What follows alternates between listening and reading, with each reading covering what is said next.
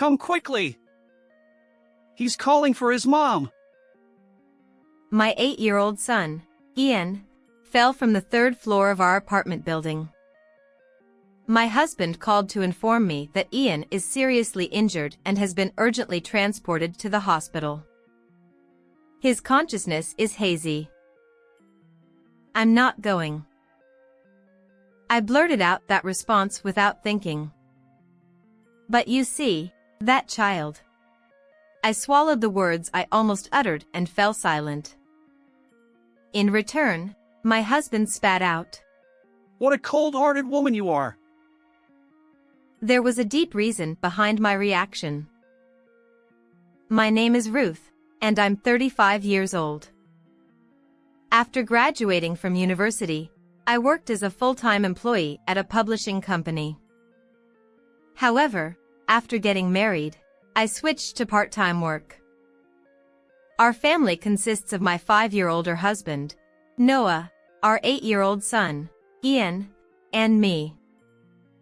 Noah is always busy with work, leaving all household chores and childcare responsibilities to me. Despite this, his income is meager, and the allowance he provides is minimal. I manage to make ends meet with my part-time earnings. The most stressful aspect of my life is dealing with Ian during his rebellious phase. He responds curtly when I talk to him, and his attitude worsens day by day. I find it challenging to handle him. One day, Ian came back from school and started washing his hands, throwing his school bag on the floor. He usually put his stuff in his room right away, so I wondered what was wrong and peeked into the bathroom. What are you looking at? Why are you talking like that? It's obvious that I hate you. I sighed and tried to tidy up his school bag, but he yelled at me not to touch it. As I was startled by his force, Ian stood in front of me and glared at me. You make it dirty when you touch it. That's too much. Apologize. Shut up. You old hag. I thought this was not good and told him to watch his mouth. But he didn't seem to have any intention of changing his attitude, and he snorted and turned his back on me. That's when I saw blood seeping from his hand. Hey, you're injured. Wait here while I disinfect it. Ian snatched the first aid kit I brought and said it was none of my business, and he disinfected not only his hand but also his scraped knee by himself. What a pain. I thought everyone had this kind of phase and tried to cheer up, and I put the pancakes I made for a snack on the table. He always ate them even when he was angry, because they were his favorite, but he was in such a bad mood that day that he threw them in the trash without touching them. Hey! Don't waste food like that. Then you pick it up from the trash and eat it. He said coldly and took his school bag and locked himself in his room. I thought it would only make him more stubborn if I provoked him more, and I felt empty as I looked at the snack that was thrown away miserably. When Noah came home at night, I talked to him about it, but he only said, I left the childcare to you. And didn't listen to me. I was still worried about this relationship, so I asked him to talk to Ian when he had time. But Noah said, I'm tired. Give me a break. And went straight to the bedroom and fell asleep. Ian's rebellious attitude towards me didn't change, and I spent my days in agony. A few days later, while Ian was at school, I was cleaning his room and I saw a diary on his desk. I wondered if it would be an invasion of privacy to read it, even though he was my son. But I was curious to know why he always acted so rudely to me, so I picked up the diary. That's when Noah called me. It's terrible. Ian fell from the 3rd floor of the apartment. What? I was shocked and didn't understand what he meant. Which apartment? I asked, and Noah hesitated and said, That is. I had a feeling I knew where he was talking about. Is Ian okay? He's in the operating room right now. What should I do? Noah was panicking, and I asked him where he was. He said he was at the emergency center in the next town. He said he got a call from the police while he was at work and found out that Ian had been rushed to the hospital. Please come right away. He's calling for his mom. There's no way I'm going. I blurted out without thinking. Because that child is. I was about to say something, but I kept quiet, and Noah spat out at me. What a cold-hearted woman you are. I apologized and asked him again about Ian's condition. He said Ian was seriously injured and barely conscious. Oh no! What should I do? I was flustered, but I got in the car and hurried to the hospital where Ian was taken. When I arrived, Noah was sitting weakly in the waiting room, looking down. Ian had broken his arm and leg and was undergoing emergency surgery. The police told me that Ian had fallen on a flower bed, which cushioned his fall, and that he had barely survived. The doctor told me to prepare for the worst, and I couldn't stop crying. An hour later, as I was waiting in front of the operating room, Ian came out on a stretcher. I ran up to him and called out to him, but he only muttered weakly, Mom? Mom. He was moved to the intensive care unit and the doctor told me, He's in a state of confusion, so we can't say anything yet. We'll do our best. After the nurse explained the admission procedure to me, Noah urged me to go home and get the health insurance card and other things. When I got home, I remembered Ian's diary and looked inside. There I found out why he hated me and the reason behind it. So that's what it was. That's why he was so cold to me. But I couldn't judge everything by Ian's diary alone. Noah said he would contact me if anything happened, so I went to his room and looked for something. I found his old cell phone that he used to use. After charging it, I looked at the phone and exclaimed, What? Then I contacted someone right away and found out Noah's secret. I'll grill Noah to the end. With a burning spirit, I went back to the hospital where Ian was. Noah was in the waiting room, doing some calculations on a calculator. Sorry to keep you waiting. How's Ian? He's still not awake. Wait a minute. Why is Karen with you? I contacted her and picked her up. Yes, Karen was Ian's real mother. Ian was calling his mom, Karen. Ian was Noah's child by a former marriage, and we had remarried just a year ago. I briefly explained the situation to the nurse and she took care of it. She took me and Karen to Ian. Noah looked anxious and followed us. When we saw Ian, Karen ran up to him. She held his hand tightly and cried, Mommy's here. Wake up.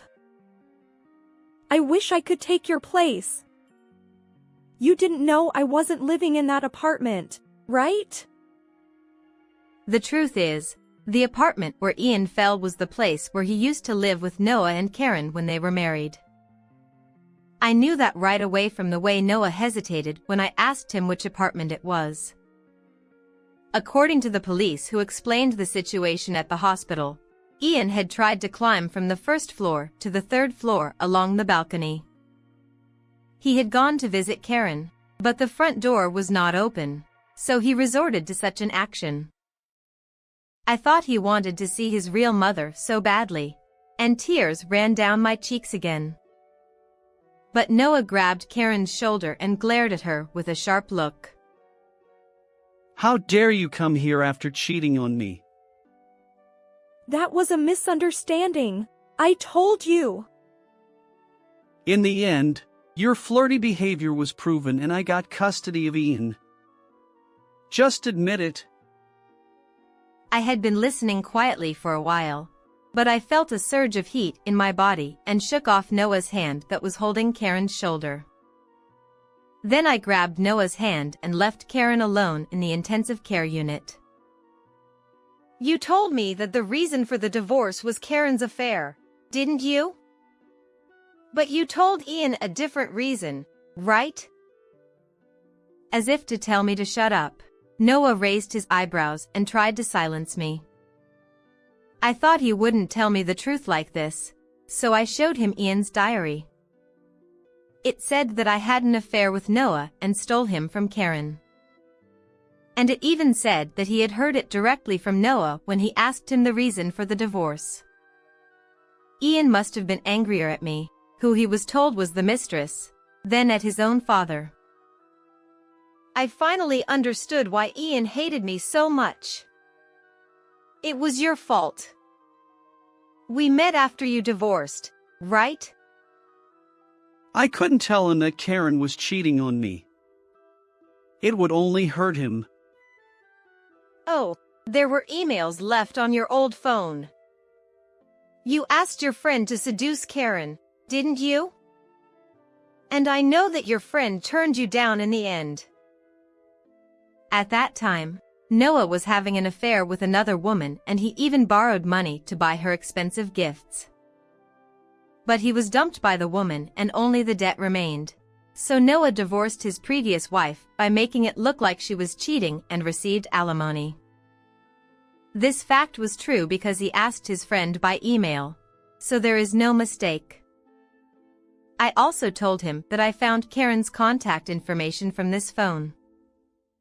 And if you can make an excuse, try it, I said, thrusting my cell phone in front of his nose. He clearly turned pale and his eyes darted around. And you made up Karen's affair, right? The photo you saved on your phone. This is a completely fake photo. What are you talking about?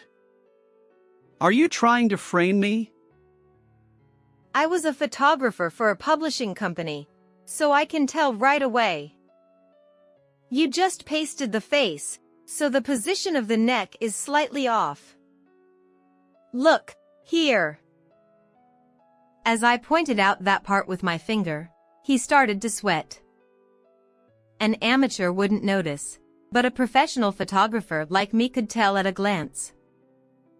Noah was only told by me that I worked for a publishing company, so he probably never thought I was a photographer. So what? What do you want? Give Karen custody of Ian. He shook his head, refusing to listen, and said it was a joke. You just took Ian for child support, right? You still have debt, don't you?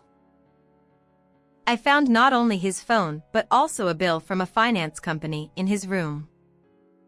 The amount of repayment was still $30,000. You're crazy to spend so much on her. She said she wanted branded stuff and I couldn't say no. Oh, really? And how much did you get from Karen for Ian's child support for a month? It's $600. As I looked at his face, which whispered in a faint voice, I felt very sorry for him.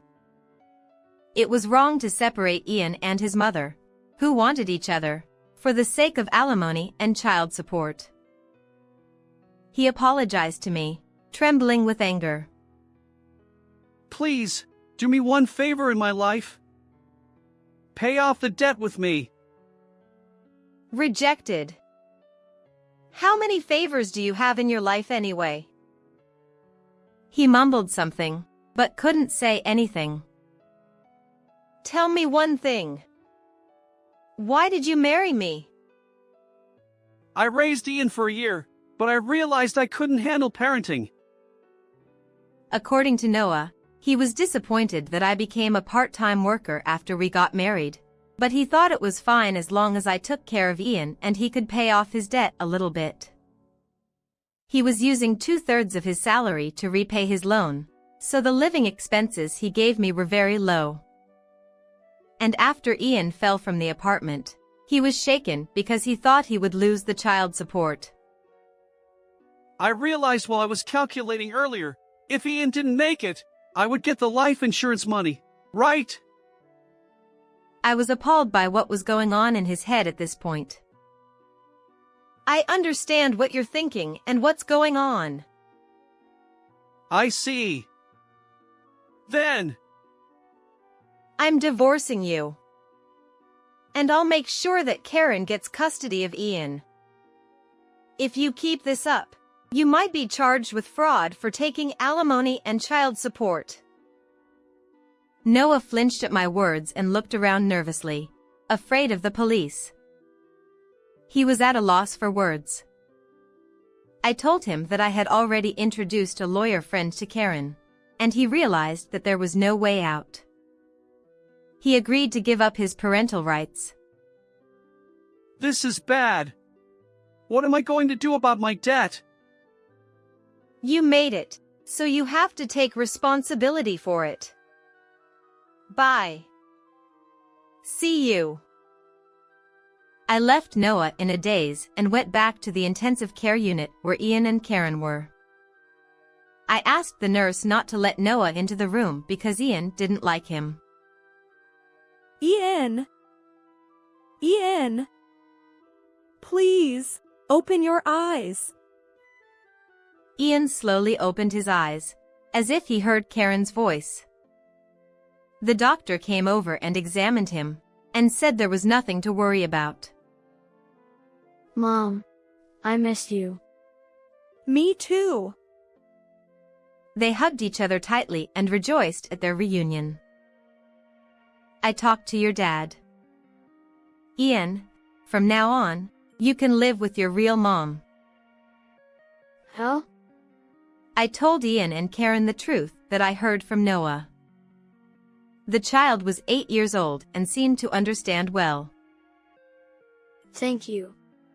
I was mistaken. That's okay. But your mistake was climbing up the balcony of the apartment. Don't do anything dangerous again. Yes, I promise. As I looked at Ian's smiling face, I felt that he finally found happiness. Karen stroked his cheek with joy and her face was wet with tears of gratitude. Thank you so much. I don't know how to thank you. I'm sorry for saying such awful things to you. And thank you. Ian's words touched me deeply and I burst into tears.